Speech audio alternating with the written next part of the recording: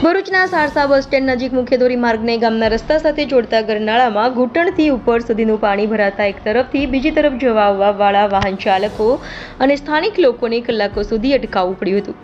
જ્યારે સારસા ગામના ગુલિયાપોરા ફળિયા નજીક મુખ્ય ધોરીમાર્ગને ઉમદરા સંજાલી પંથકના ગામો સાથે જોડતા રસ્તા પરના ગરનાળામાં પણ પાણીનો મોટો જથ્થો જમા થતાં ઉમદરા સંજાલી તરફ જવા આવવાવાળા વાહનો અને રાહદારીઓ અટવાયા હતા.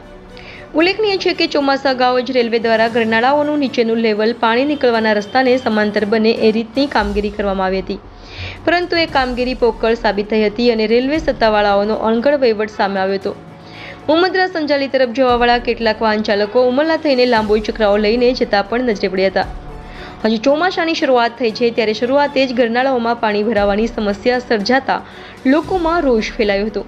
સારસા બસ સ્ટેન્ડ નજીક મુખ્ય ધોરીમાર્ગને ગામના રસ્તા સાથે જોડતા ગરનાળામાં ઘૂંટણથી ઉપર સુધીનું પાણી ભરાતા એક તરફથી બીજી તરફ જવા આવવાવાળા વાહન ચાલકો અને સ્થાનિક લોકોને કલાકો સુધી તટવાવું પડ્યું હતું.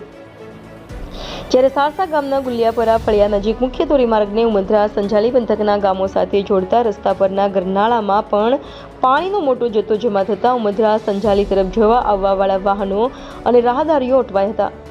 ઉલ્લેખનીય છે કે ચોમાસા અગાઉ જ રેલવે દ્વારા ગરનાળાઓનું નીચેનું લેવલ પાણી નીકળવાના રસ્તાને સમાંતર બને એ રીતની કામગીરી કરવામાં આવી હતી, પરંતુ એ કામગીરી પોકળ સાબિત થઈ હતી અને રેલવે સત્તાવાળાઓનો અણઘડ વહીવટ સામે આવ્યો હતો.